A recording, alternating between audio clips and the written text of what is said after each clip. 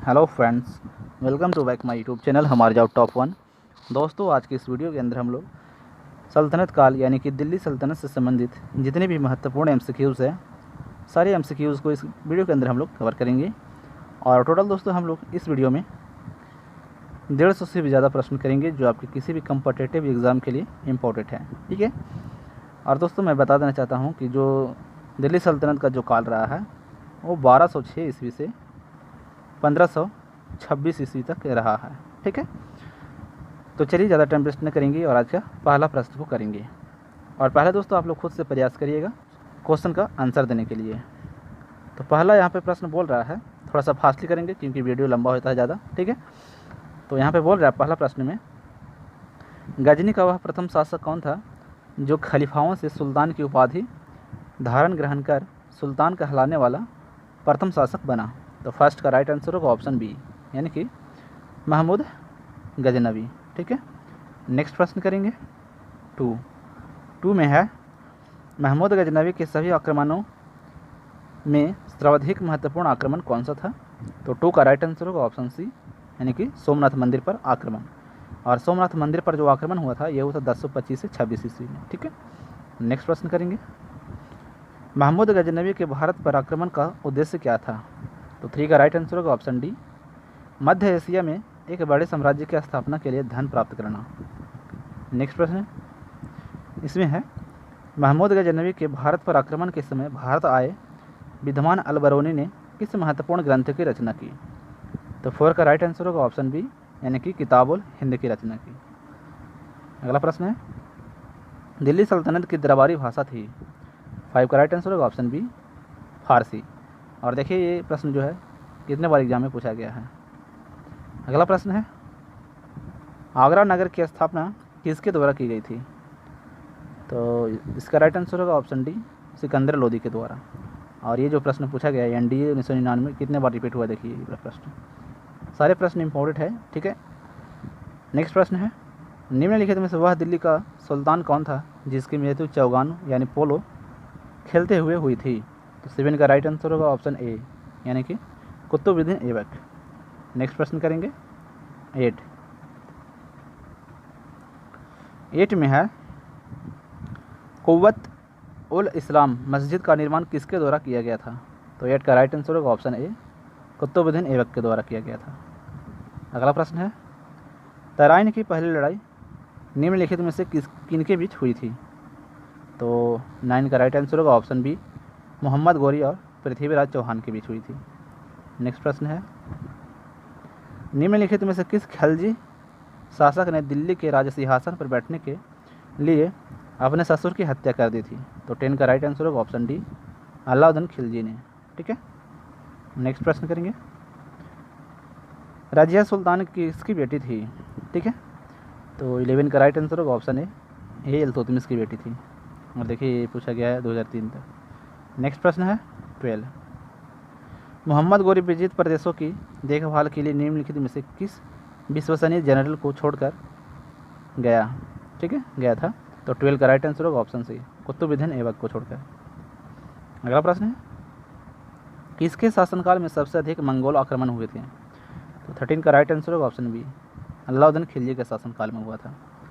अगला प्रश्न है, तराइन के द्वितीय युद्ध में किसने किसको पराजित किया?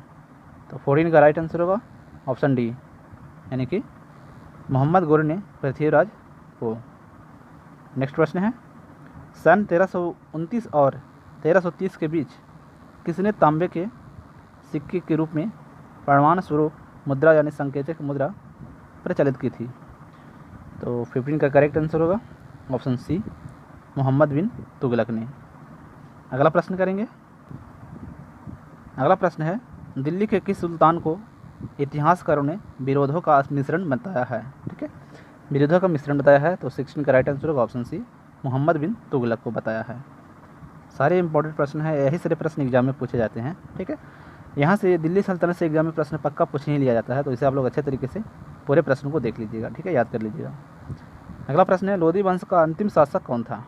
तो 17 का राइट आंसर होगा ऑप्शन बी, इब्राहिम लोधी था। नेक्स्ट प्रश्न है, इनाम भूमि किसे दिया जाता था? तो 18 का राइट आंसर होगा ऑप्शन ए, विद्वान और धार्मिक व्यक्ति को दिया जाता था। नेक्स्ट प्रश्न 19, उत्तरी भारत की प्रथम मुस्लिम महिला शासक दिल्ली पर राज करने वाली प्रथम महिला शासक थी। तो 19 का राइट आंसर होगा ऑप्शन ए, रजिया सुल्तान थी। ठीक है, और देखिए कितने बार एग्जाम में पूछा गया है। नेक्स्ट प्रश्न करेंगे।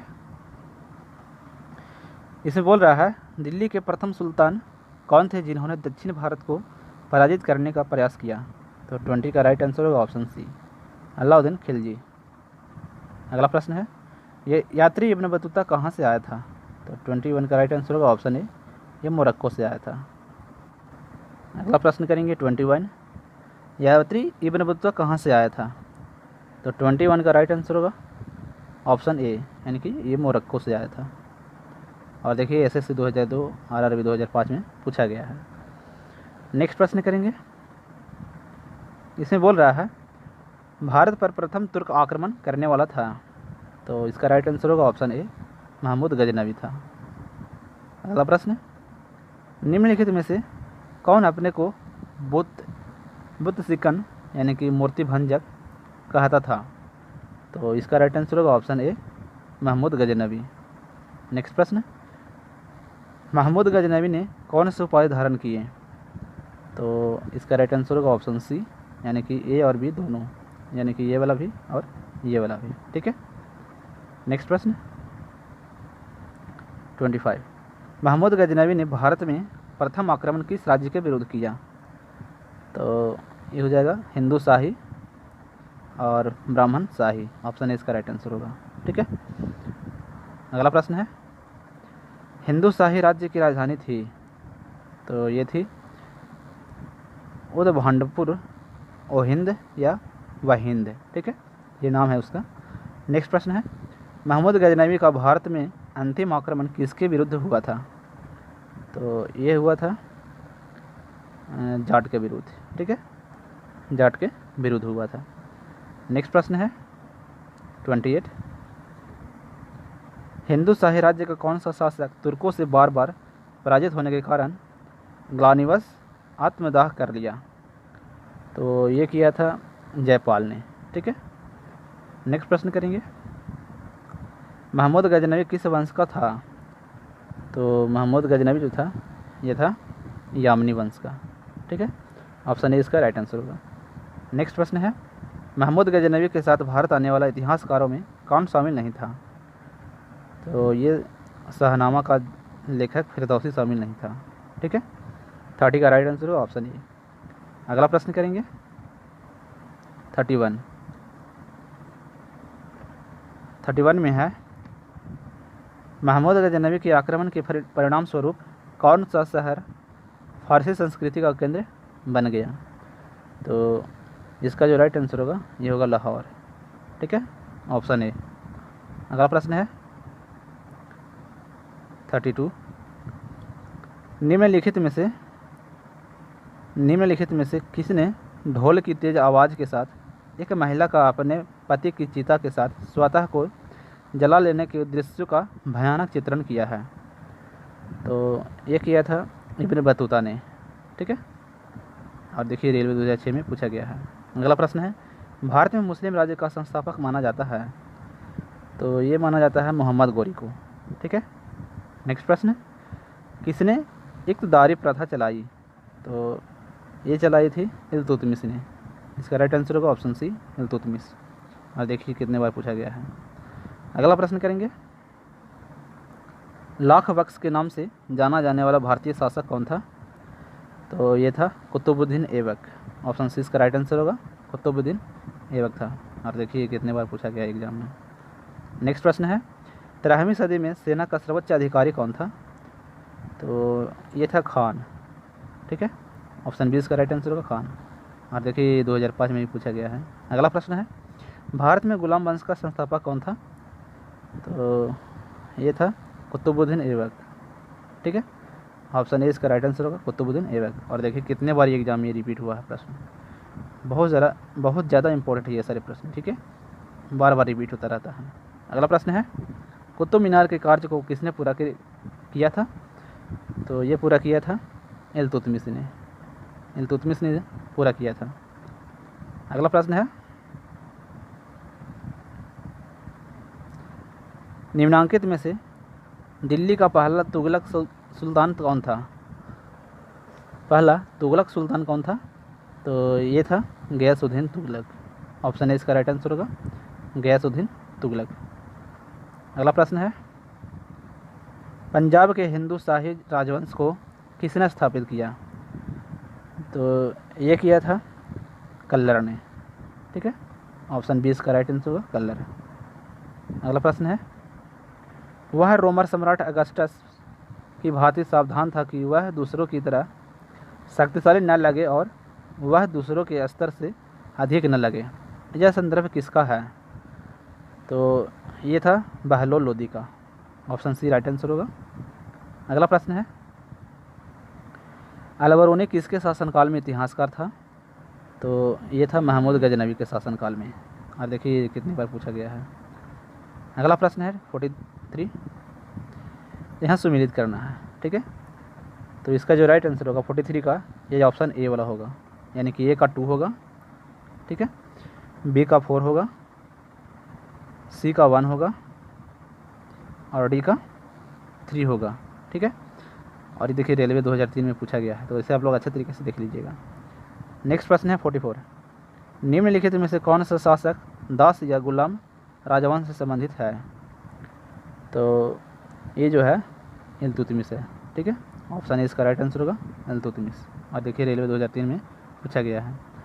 अगला प्रश्न करेंगे, अगला प्रश्न है 45, दक्षिण अफ्रीकी यात्री इब्न बतूता किसके शासनकाल में भारत आया था?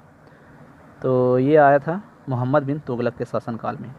ठीक है, ऑप्शन सी राइट आंसर होगा। नेक्स्ट प्रश्न है, महमूद गजनवी ने भारत पर कितनी बार आक्रमण किया? तो ये किया था 17 बार। ऑप्शन सी करेक्ट आंसर होगा। नेक्स्ट प्रश्न है, किसने अपने आप को खलीफा घोषित किया था? तो ये किया था मुबारक शाह खलजी ने। ठीक है, ऑप्शन डी इसका राइट आंसर होगा। नेक्स्ट प्रश्न 48 में है, लोदी वंश का संस्थापक कौन था? तो लोदी वंश का जो संस्थापक था ये था Bahlol Lodi. Option C correct answer होगा। और देखिए रेलवे 2004 में पूछा गया है। नेक्स्ट प्रश्न करेंगे, भारतीय इतिहास में बाजार नियमों या मूल्य नियंत्रण पद्धति की शुरुआत किसने की थी? तो ये किया था अलाउद्दीन खिलजी ने। ठीक है, और देखिए कितने बार पूछा गया एग्जाम में। नेक्स्ट प्रश्न है 50, राज्य संबंधों में उलेमा के दखल का विरोध किस सुल्तान ने किया था?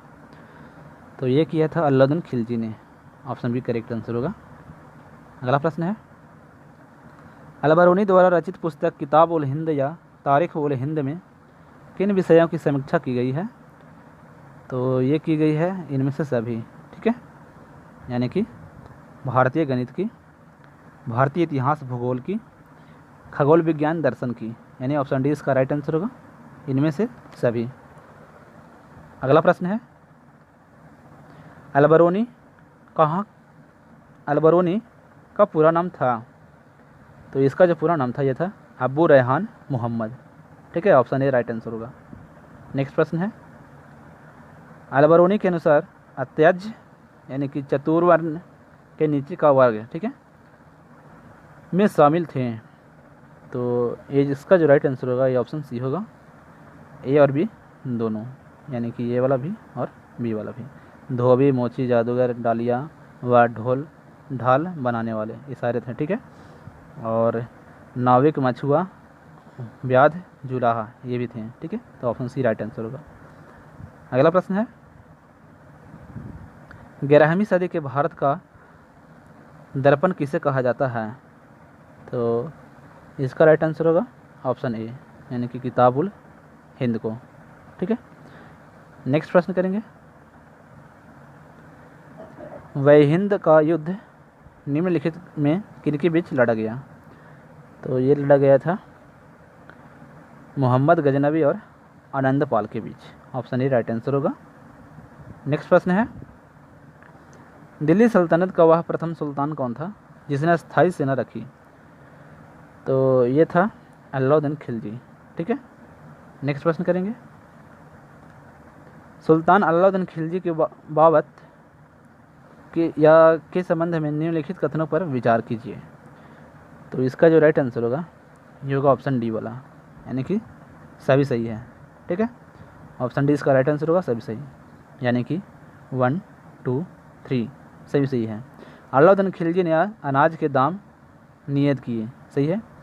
अलाउद्दीन खिलजी पहला सुल्तान था जिसने सैनिकों को नगद वेतन दिया, ये भी सही है। अलाउद्दीन खिलजी के शासनकाल में किसानों द्वारा दिए गए भू राजस्व का अंश फसल के आधे तक बढ़ा दिया गया था, ये भी सही है। ठीक है, ऑप्शन डी इसका राइट आंसर होगा, सभी। अगला प्रश्न है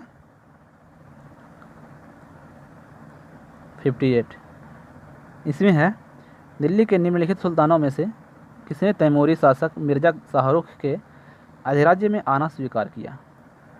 तो ये किया था खिज्र खां सैयद ने, ऑप्शन सी राइट आंसर होगा। नेक्स्ट प्रश्न करेंगे, निम्न में से कौन गुलरुखी के उपनाम से कविताएं लिखा करता था? तो ये लिखा करता था सिकंदर लोदी, ऑप्शन डी इसका राइट आंसर होगा, सिकंदर लोदी। नेक्स्ट प्रश्न है, निम्न में से कौन सा कथन रजिया सुल्तान के संबंध में असत्य है? तो 60 का राइट आंसर होगा, ऑप्शन डी।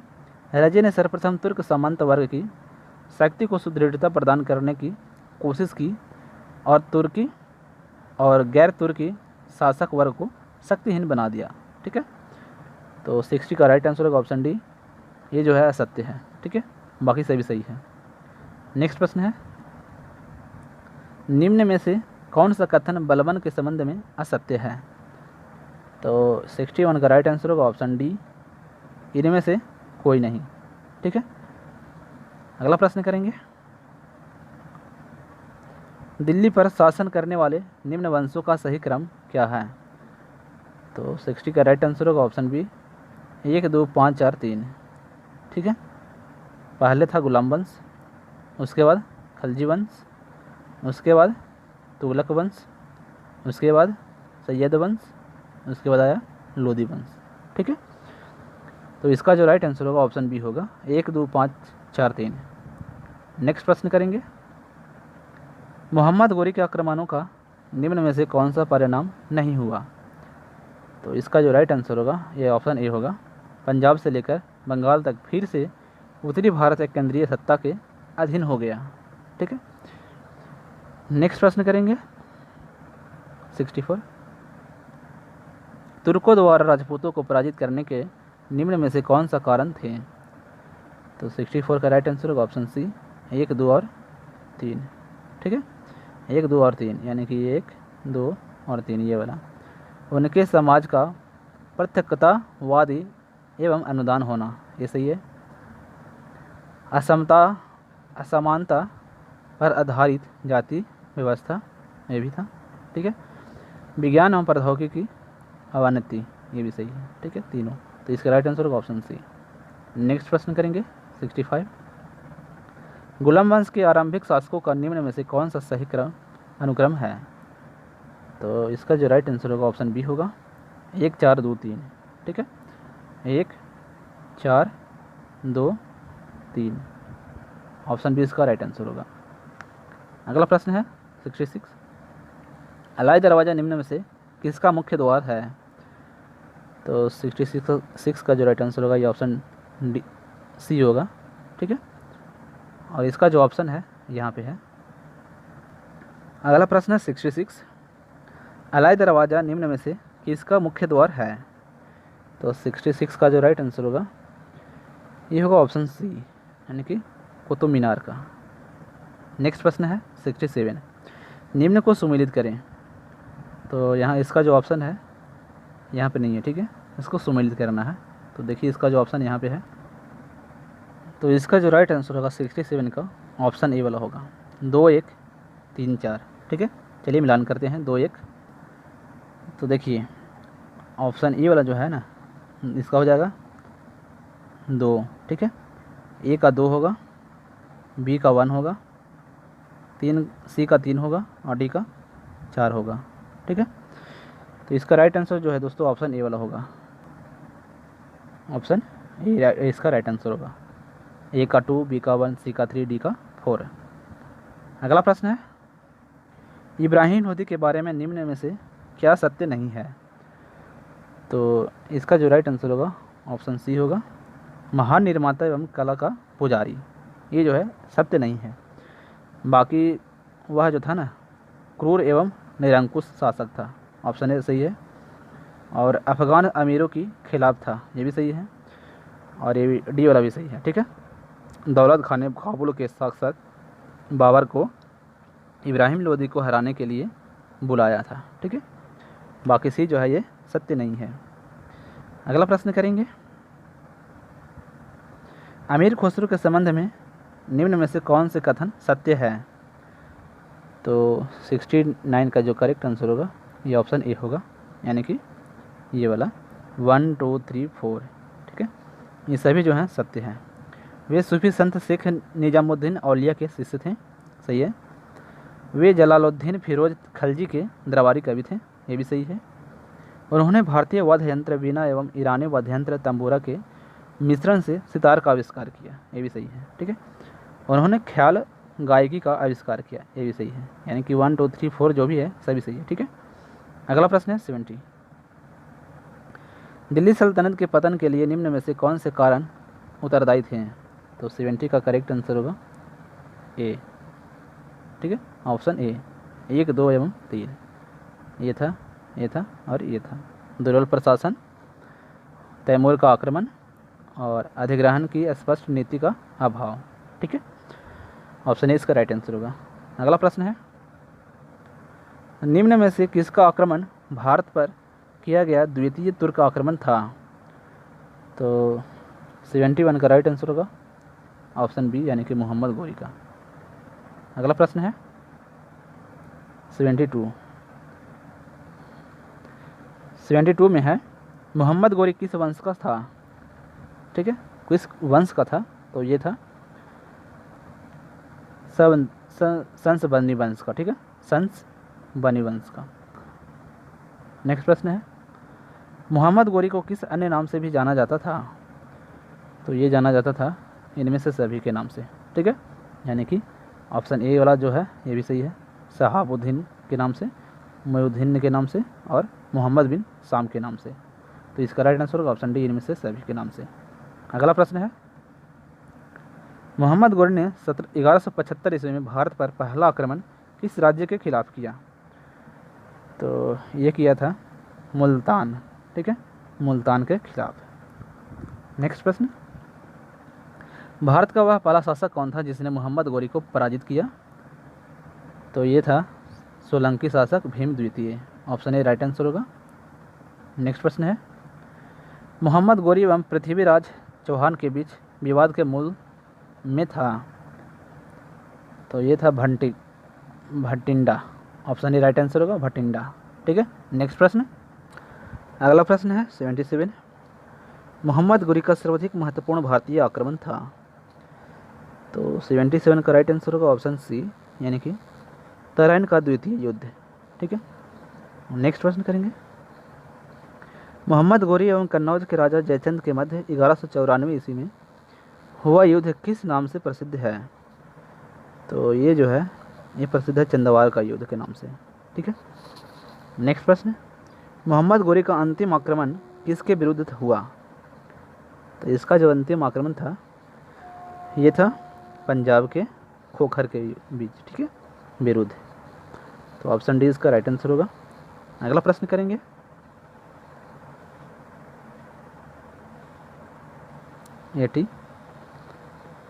80 में है, तराइन का द्वितीय युद्ध ऐसा निर्णायक युद्ध समझना चाहिए जिसने भारत पर मुसलमानों की आधारभूत सफलता निश्चित कर दिया।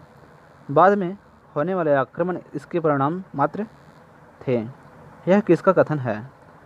तो 80 का राइट आंसर होगा ऑप्शन ए, यानी कि वी.एस. स्मिथ का था। अगला प्रश्न है, मोहम्मद गोरी के किस सेनापति ने बिहार विजय, बंगाल विजय एवं असम पर आक्रमण किया? तो 81 का जो राइट आंसर है ऑप्शन बी होगा, इख्तियारुद्दीन मोहम्मद बिन बख्तियार खिलजी। ठीक है, नेक्स्ट प्रश्न है, भारत में मुस्लिम राज्य का संस्थापक मोहम्मद गोरी को माना जाता है, परंतु भारत में स्वतंत्र मुस्लिम राज्य का संस्थापक किसे माना जाता है? तो ये माना जाता है कुतुबुद्दीन ऐबक को। ऑप्शन ए राइट आंसर होगा, कुतुबुद्दीन ऐबक। अगला प्रश्न है, अलाउद्दीन खिलजी के आक्रमण के समय देवगिरी का शासक कौन था? तो ये जो था, ये था रामचंद्र देव। ऑप्शन ए राइट आंसर होगा, रामचंद्र देव। अगला प्रश्न है, जब उसने राजत्व प्राप्त किया तो वह शरीयत के नियमों और आदेशों से पूर्णतया स्वतंत्र था। बरनी ने यह कथन किस सुल्तान के लिए कहा? तो ये जो कथन कहा गया है, ये कहा गया है अलाउद्दीन खिलजी के लिए। ठीक है, अलाउद्दीन खिलजी। नेक्स्ट प्रश्न है, सल्तनत काल में भूराजस्व का सर्वोत्तम ग्रामीण अधिकारी था? तो ये जो था, ये था चौधरी। ठीक है, ऑप्शन ए इसका राइट आंसर होगा, चौधरी। अगला प्रश्न है, तैमूर के आक्रमण के बाद भारत में किस वंश का राज्य स्थापित हुआ? तो ये स्थापित हुआ था, ऑप्शन बी राइट आंसर होगा, सैयद वंश। नेक्स्ट प्रश्न है, निम्नलिखित में से किस सुल्तान के दरबार में सबसे अधिक गुलाम थे? तो 87 का राइट आंसर होगा, ऑप्शन डी फिरोज तुगलक। ठीक है, अगला प्रश्न, निम्नलिखित में से किस सुल्तान ने बेरोजगारों को रोजगार दिया? तो ये दिया था फिरोज तुगलक ने। ऑप्शन सी राइट आंसर होगा, फिरोज तुगलक। अगला प्रश्न है 89, निम्नलिखित में से किस सुल्तान ने फलों की गुणवत्ता सुधारने के लिए उपाय किया? ठीक है, उपाय किए। तो 89 का राइट आंसर होगा, ऑप्शन बी यानी कि फिरोज तुगलक ने। ठीक है, नेक्स्ट प्रश्न 90, नालंदा विश्वविद्यालय के विनाश का कारण है? तो इसका जो विनाश का कारण है, ये है मुसलमान। ऑप्शन ए इसका राइट आंसर होगा, मुसलमान है। ठीक है, अगला प्रश्न, तबकात ए नासरी का लेखक कौन था? तो ये था मिनहाज उस Siraj. Option A right answer होगा, मिनहाज उस सिराज। अगला प्रश्न 92, अलाई दरवाज़ा का निर्माण किस सुल्तान ने करवाया? तो 92 का राइट आंसर होगा, ऑप्शन सी यानी कि अलाउद्दीन खिलजी ने करवाया था। ठीक है, अगला प्रश्न 93, कुतुबुद्दीन ऐबक की राजधानी थी? तो इसकी जो राजधानी थी लाहौर थी। नेक्स्ट प्रश्न, अलाउद्दीन खिलजी के प्रसिद्ध सेनापतियों में किसकी मंगोलों के विरुद्ध लड़ते हुए मृत्यु हुई? तो ये जो मृत्यु हुई थी, ये हुई थी जफर खां, यानी ऑप्शन ए राइट आंसर होगा, जफर खां की मृत्यु हुई थी। अगला प्रश्न करेंगे 95 में है, निम्नलिखित में कौन भूमि उत्पाद पर लगने वाले करों को इंगित करता है? तो ऑप्शन 95 का राइट आंसर होगा, ऑप्शन डी यानी कि 1, 3 एवं 4। ठीक है, खराज, उस्र और मुक्ताई। ठीक है, तो ऑप्शन डी इसका राइट आंसर होगा। अगला प्रश्न बोल रहा है, तुगलकनामा के रचनाकार का नाम है? तो तुगलकनामा जो रचना की है, ये किए हैं अमीर खुसरो ने। ठीक है, ऑप्शन सी राइट आंसर होगा। नेक्स्ट प्रश्न है, भारत में मोहम्मद गोरे ने किसको प्रथम एक्ता प्रदान किया था? तो ये प्रदान किया था कुतुबुद्दीन ऐबक को। ठीक है, ऑप्शन बी राइट आंसर होगा। नेक्स्ट प्रश्न है, किस सुल्तान के काल में खालसा भूमि अधिक पैमाने पर विकसित हुई? तो ये जो विकसित हुई थी, ये हुई थी अलाउद्दीन खिलजी के शासनकाल में। ठीक है, नेक्स्ट प्रश्न करेंगे 99 में है, सल्तनत काल के सिक्के टंका, ससगनी एवं जीतल किन धातुओं के बने थे? तो ये जो बने थे ना, ये बने थे चांदी, तांबा और चांदी तांबा यहाँ पे है। ठीक है, चांदी तांबा से। तो 99 का राइट आंसर होगा, ऑप्शन ए। अगला प्रश्न है 100, अमीर कोही यानी कृषि विभाग नामक एक नया विभाग किस सुल्तान द्वारा शुरू किया गया था? तो ये शुरू किया गया था मोहम्मद बिन तुगलक के द्वारा। ठीक है, नेक्स्ट प्रश्न, अमीर खुसरो ने किसके विकास में अग्रगामी की भूमिका निभाई? तो ये जो निभाई थी, ये निभाई थी खड़ी बोली के अग्रगामी भूमिका में, ठीक है। ऑप्शन सी राइट आंसर होगा। अगला प्रश्न है, तैमूर लंग ने किसके शासनकाल में भारत पर आक्रमण किया? तो ये जो आक्रमण किया था ना, ये किया था नासिरुद्दीन मोहम्मद तुगलक के शासनकाल में। ऑप्शन डी राइट आंसर होगा। नेक्स्ट प्रश्न है, सल्तनत काल की 2 प्रमुख मुद्राओं का पता निम्नलिखित कोट से करें। तो 103 का राइट आंसर होगा ऑप्शन डी 2 एवं 4 वाला है, ठीक है, यानी कि जित्तल और टंका, ठीक है, जित्तल और टंका। ऑप्शन डी इसका राइट आंसर होगा। अगला प्रश्न है, भारत में पोलो खेल का प्रचलन किया? तो ये जो प्रचलन किया था, ये किया था तुर्कों ने। ऑप्शन सी राइट आंसर होगा, तुर्कों ने। नेक्स्ट प्रश्न है, किसने एक तरफ संस्कृत मुद्रा लेख के साथ चांदी के सिक्के निर्गत किए? तो 105 का जो राइट आंसर होगा, ये ऑप्शन बी होगा, महमूद गजनवी ने किया था, ठीक है। ऑप्शन बी इसका राइट आंसर होगा। अगला प्रश्न है, अलाउद्दीन खिलजी के निम्न सेनाध्यक्षों में से कौन सा तुगलक वंश का प्रथम सुल्तान बना? तो ये जो बना था ना, ये बना था गाजी मलिक ने, ठीक है। ऑप्शन ए राइट आंसर होगा, गाजी मलिक। नेक्स्ट प्रश्न है, जवाबित थे? तो 107 का राइट आंसर होगा, ऑप्शन बी राज्य कानून था ये, ठीक है। नेक्स्ट प्रश्न, निम्न में से किस राजवंश के अंतर्गत विजारत का चरमोत्कर्ष हुआ? तो ये जो हुआ था ना, ये हुआ था तुगलक के, ठीक है, तुगलक राजवंश में। अगला प्रश्न है, कथन और कारण। तो कथन ए में है, अलाउद्दीन खिलजी के दक्षिणी अभियान धन प्राप्ति के अभियान थे, और कारण आर में है, वह दक्षिणी राज्यों को कब्जे में करना चाहता था। तो यहाँ पे देखिए कोड दिया गया है, ठीक है, जो सही है चुनना है इसी में से।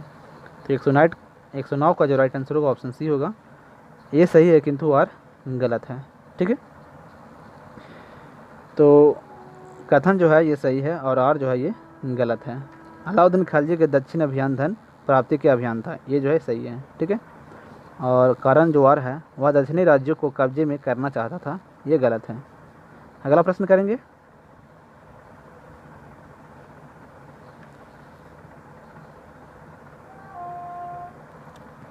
अगला प्रश्न है 110, सूची 1 तथा सूची 2 का सुमेलित कीजिए तथा नीचे दिए गए कोड से सही उत्तर का चुनिए, ठीक है, सही उत्तर चुनना है। तो 110 का जो राइट आंसर होगा,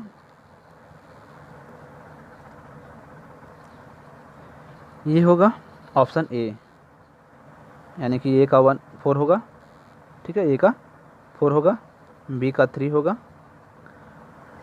और सी का जो होगा, सी का 2 होगा, और डी का जो होगा, डी का 1 होगा, ठीक है। तो यहाँ पे जो है ना, यहाँ पे लेखक है और यहाँ पे उसका पुस्तक है, ठीक है। तो जियाउद्दीन बरनी जो लेखक हैं, इनका जो पुस्तक का नाम है, ये है तारीख फिरोज शाही, ठीक है, यानी कि ये का हो जाएगा 4, और बी वाला जो है हसन निजामी, इनके पुस्तक का नाम है ताजुल मसीर, ठीक है, और सी में जो है मिनहाज उस सिराज, इसके पुस्तक का नाम है तबकात ए नासरी, और याहिया बिन अहमद सरहिंदी, इसका जो पुस्तक का नाम है, यह है तारीख मुबारक शाही, ठीक है, ऑप्शन ए राइट आंसर है। नेक्स्ट प्रश्न करेंगे 111, इसमें बोल रहा है, तौल की सबसे छोटी इकाई कौन है? तो इसका राइट आंसर होगा ऑप्शन ए रत्ती, ठीक है, ऑप्शन ए राइट आंसर होगा। नेक्स्ट प्रश्न है, अगला प्रश्न बोल रहा है, प्रसिद्ध कवि अमीर खुसरो दरबार में रहे। तो ये किन के दरबार में रहे? तो ये रहे थे अलाउद्दीन खिलजी के दरबार में। 112 का राइट आंसर होगा ऑप्शन ए। और देखिए कितने बार एग्जाम में रिपीट हुआ है, देख रहे हैं ना, इंपॉर्टेंट प्रश्न है सारे। नेक्स्ट प्रश्न है, किसने सल्तनत काल में प्रचलित डाक व्यवस्था का विस्तृत विवरण दिया है? तो ये जो दिया है, ये दिया है इब्न बतूता ने। ऑप्शन सी इसका राइट आंसर होगा। अगला प्रश्न है, तैमूर लंग ने किस वर्ष में भारत पर आक्रमण किया? तो ये किया था 1398 ईस्वी में। ऑप्शन बी इसका राइट आंसर होगा। नेक्स्ट प्रश्न है, दिल्ली के किस मुस्लिम शासक के निधन पर इतिहासकार बदायूनी ने कहा राजा को अपनी प्रजा से तथा प्रजा को अपने राजा से मुक्ति मिली? तो 115 का राइट आंसर होगा बी वाला, यानी कि मोहम्मद बिन तुगलक। ठीक है। नेक्स्ट प्रश्न है 116 दिल्ली के सुल्तान बलबन का पूरा नाम खालिस्तान बलबन था। तो 116 का राइट आंसर होगा ऑप्शन सी गयासुद्दीन। ठीक है, गयासुद्दीन बलबन। अगला प्रश्न है, कौन सा सुल्तान नया धर्म चलाना चाहता था किंतु उलेमाओं ने विरोध किया? तो 117 का राइट आंसर होगा option B Alauddin Khilji. Next प्रश्न है,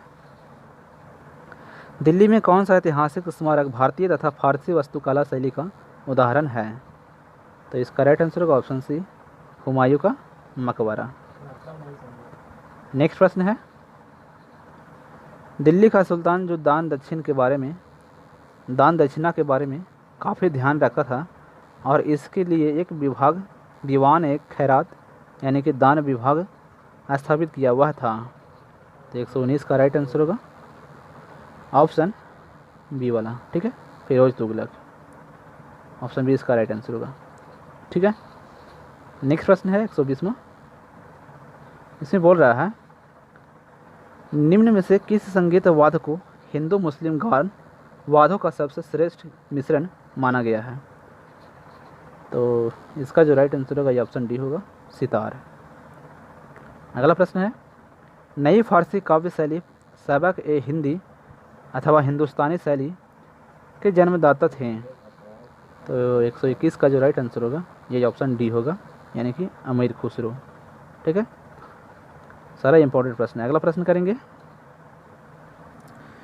अगला प्रश्न 122वां है, अनुकूल परिस्थितियां मौजूद होने के बावजूद गुलाम वंश के शासक भारत में अपने साम्राज्य का विस्तार नहीं कर पाए, इसका मुख्य कारण क्या था? तो इसका जो मुख्य कारण था ये था मंगोल आक्रमण का भय था। ठीक है। नेक्स्ट प्रश्न है, निम्नलिखित में किसने सिकंदर सानी की उपाधि धारण की? तो ये धारण किए थे अलाउद्दीन खिलजी ने। ऑप्शन सी इसका राइट आंसर होगा। अगला प्रश्न है, सिक्कों पर खलीफा का नायब खुदवाने वाला भारत का प्रथम सुल्तान था? तो ये जो था ये था Firoz Shah Tughlaq. Option C right answer होगा। नेक्स्ट प्रश्न है, सैयद उस सलातीन की उपाधि किसने धारण की? तो ये जो उपाधि धारण किए थे ये किए थे फिरोज शाह तुगलक ने। ठीक है, ऑप्शन डी राइट आंसर होगा। अगला प्रश्न है 126वां, निम्नलिखित में से किसे कुरान खवा यानी कुरान का पाठ करने वाला भी कहा जाता था? तो इसका राइट आंसर होगा ऑप्शन ए, यानी कि कुतुबुद्दीन ऐबक को कहा जाता था। अगला प्रश्न है, किस सल्तनत कालीन शासक को मिनहाज यहाँ पे है, ठीक है, मिनहाज ने हातिमताई द्वितीय की संज्ञा दी थी?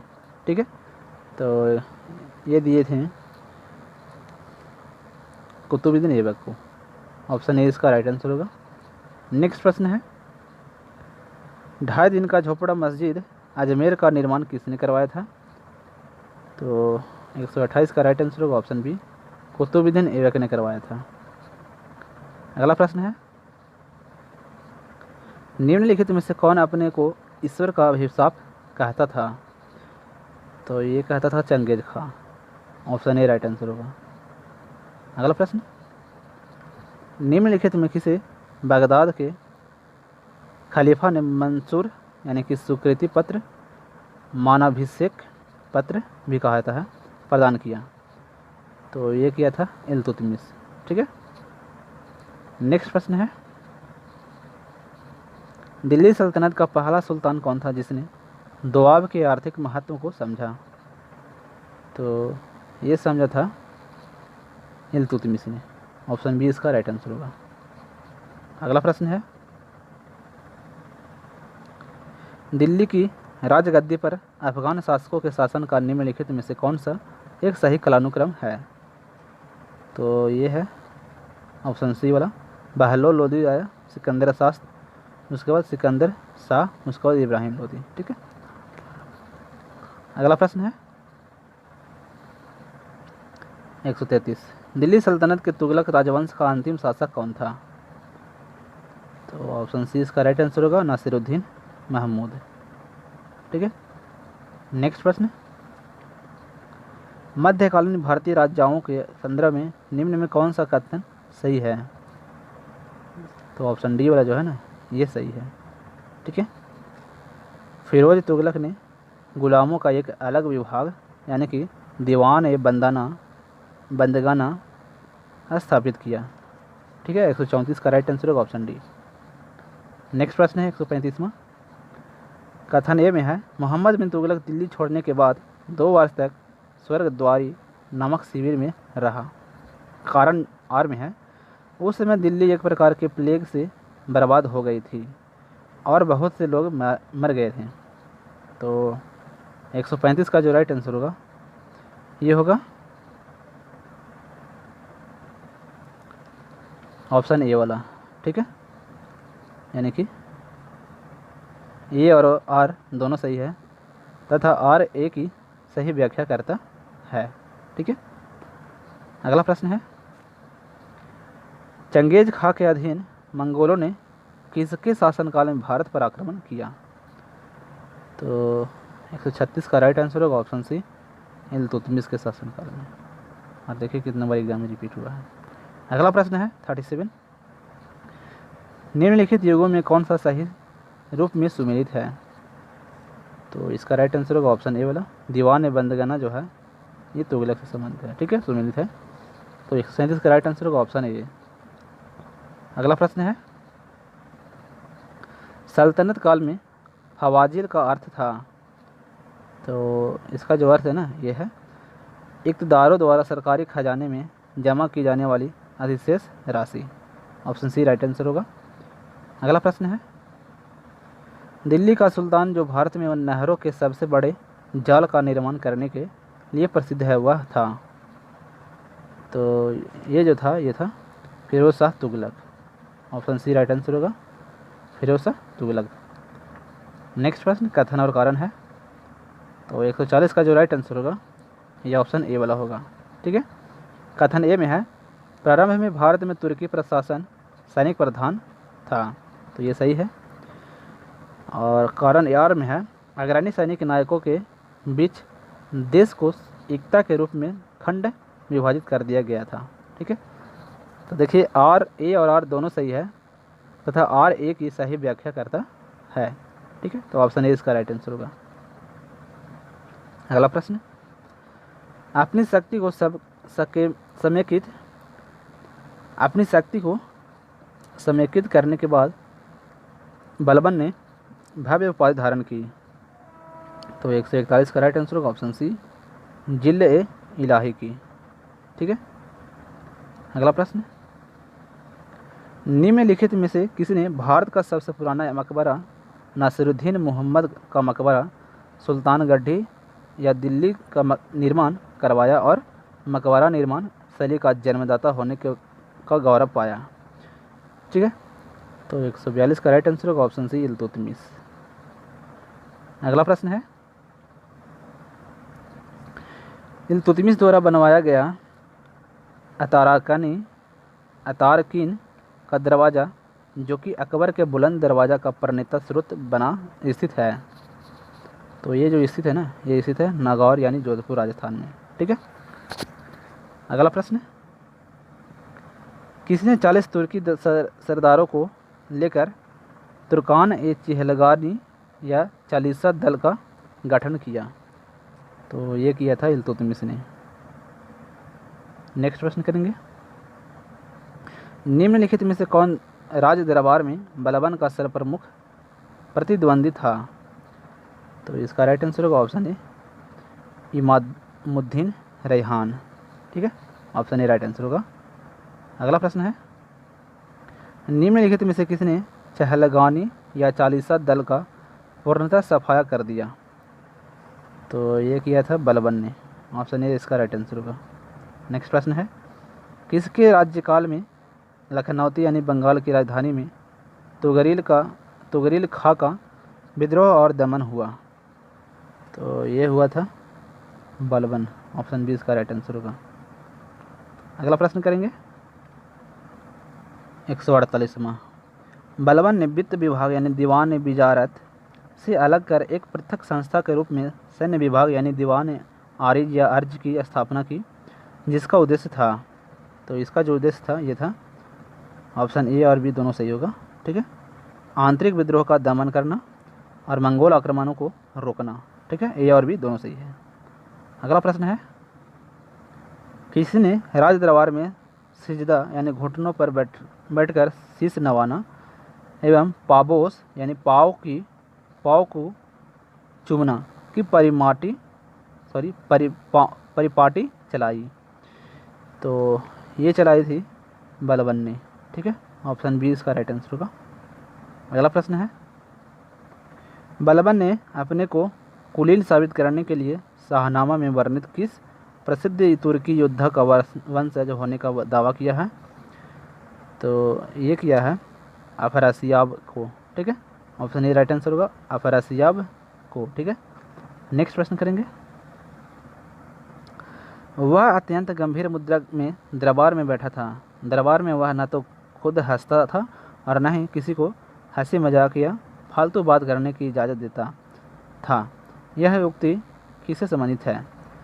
तो यह जो युक्ति है ये संबंधित है बलबन से। ठीक है, अगला प्रश्न है, निम्नलिखित में से किसने कैलुगड्ढी यानी कि किलोखरी के राजमहल में अपना राज्याभिषेक किया और उसे अपनी राजधानी बनाई? तो इसका राइट आंसर होगा ऑप्शन बी यानी कि जलालुद्दीन फिरोज खलजी। अगला प्रश्न है, जलालुद्दीन फिरोज खलजी के शासनकाल में घटी घटना या घटनाएं थी?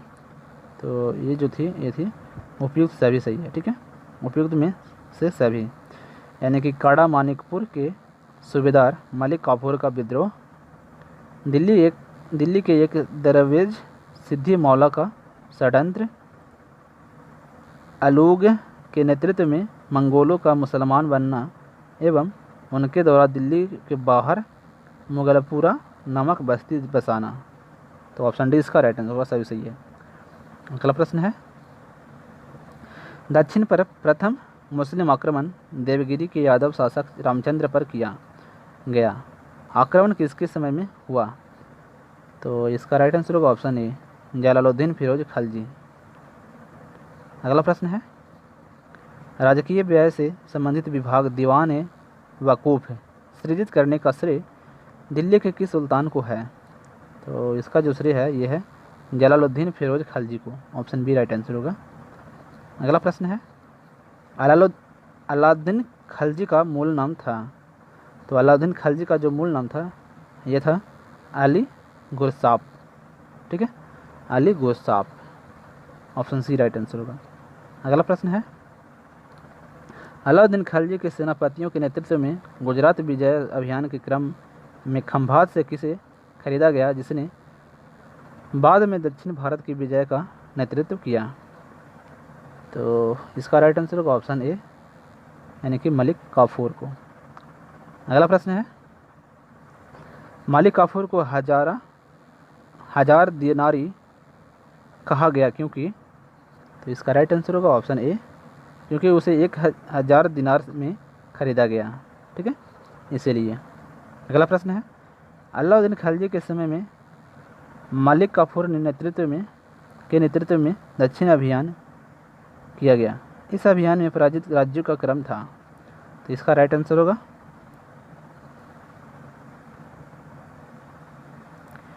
159 का जो राइट आंसर होगा ये होगा ऑप्शन ए वाला, यानी कि देवगिरी, वारंगल, होयसल और मदुरा। ठीक है, अगला प्रश्न करेंगे,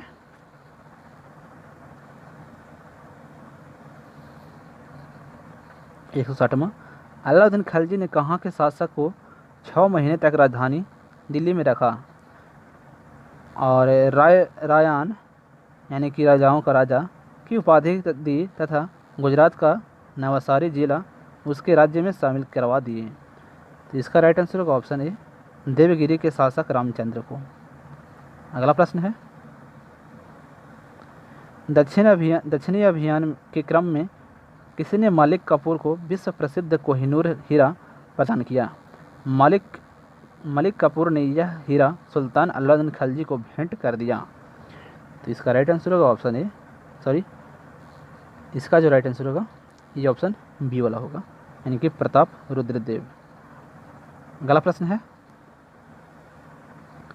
में है, किसने कहा था मैं ऐसे आदेश देता हूँ जो राज्य के लिए हितकर है, मैं यह नहीं जानता कि शरीयत में इसकी इजाज़त है या नहीं। तो इसका राइट आंसर होगा ऑप्शन ए वाला, अलाउद्दीन खिलजी। अगला प्रश्न है, अलाउद्दीन खिलजी ने किसके कहने पर सिकंदर महान के समाज विश्व विजय की योजना को त्याग दिया? तो इसका राइट आंसर होगा ऑप्शन ए, अलाउल मुल्क।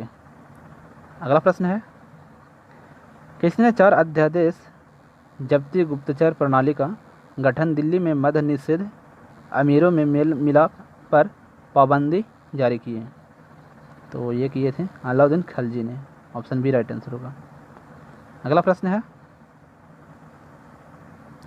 किस सुल्तान ने एक नया मंत्रालय यानी दीवान रियासत यानी वाणिज्य मंत्रालय की स्थापना की? तो ये किए थे अलाउद्दीन खिलजी ने, ऑप्शन ए राइट आंसर होगा। नेक्स्ट प्रश्न है, किसने सैन्य शासन के क्षेत्र में दाग यानी घोड़े पर दाग अर्थात चिन्ह लगाना एवं हुलिया यानी सैनिक के पहचान चिन्ह का प्रचलन किया? तो 166 का राइट आंसर होगा ऑप्शन बी, अलाउद्दीन खिलजी ने। नेक्स्ट प्रश्न है, किस सुल्तान ने सैनिकों को भू अनुदान के स्थान पर नकद वेतन देने की प्रथा चलाई?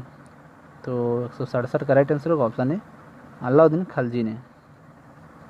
नेक्स्ट प्रश्न है, यक अस्पा यानी एक घोड़ा वाला सैनिक, 2 अस्पा यानी 2 घोड़े वाला सैनिक प्रथा का प्रारंभ किया? तो 168 का राइट आंसर होगा ऑप्शन ए, अलाउद्दीन खिलजी ने।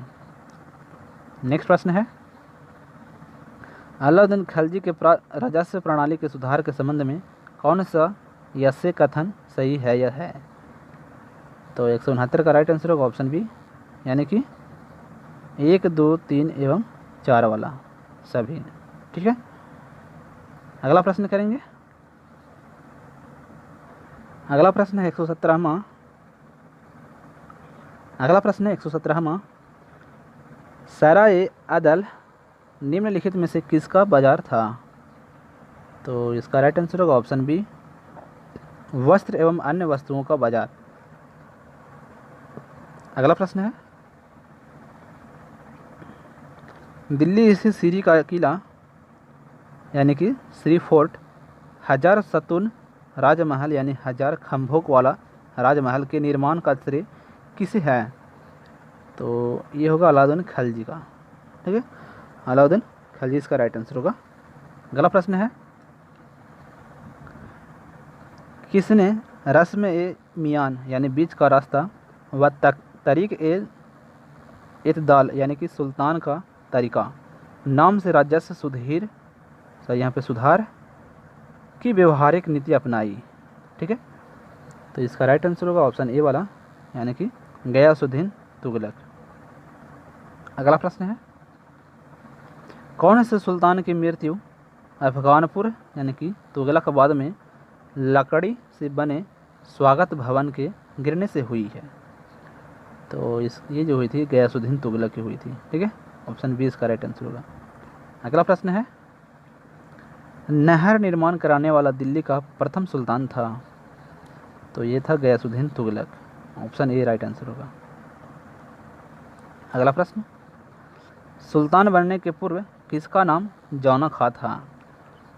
तो ऑप्शन बी इसका राइट आंसर होगा, मोहम्मद बिन तुगलक का नाम था जौना खां। अगला प्रश्न है, किसने शासक बनने के उपलक्ष्य में अपना उपनाम अबुल मजाहिद रखा? तो इसका राइट आंसर होगा ऑप्शन बी, मोहम्मद बिन तुगलक। नेक्स्ट प्रश्न है, यहाँ सूची 1 को सूची 2 के साथ सम्मिलित करना है। तो इसका जो राइट आंसर होगा ये होगा ऑप्शन ए वाला, यानी कि ए का 1 होगा, बी का 2 होगा, सी का 3 होगा और डी का 4 होगा। ठीक है, अगला प्रश्न करेंगे 178। 178 तो यहाँ पे है।